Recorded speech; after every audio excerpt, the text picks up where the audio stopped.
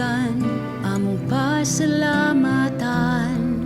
Nagahatag og pagkaon ug mga kabulakan nga matahong. Sa hangin nga among gininhawa, nagahatag og huyo-huy sa matag adlaw. Sa tubig nga among gigamit, makatagpaw sa kauhaw. Sa adlaw nga nagahatag kanamo og kahayag ug kainit sa among mga pagbati, sa mga nagasali kang magbabayag, sa mga magsunod kang ala, sa mga nagtuo kang Hesukristo.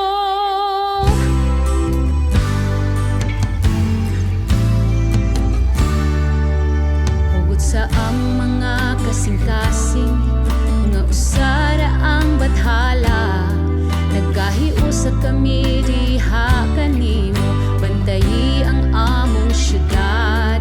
Ayuha ang mga hunahuna ug kasing-kasing nga samaran, hatagi og kahayag ang mga nagpuyo sa kangit-ngit.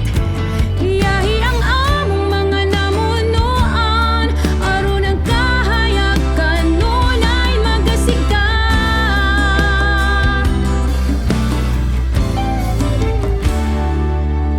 Aron ang mga kabataan makasubay sa maayong dalan, ug ang among syudad mahimong langit sa kalibutan lain.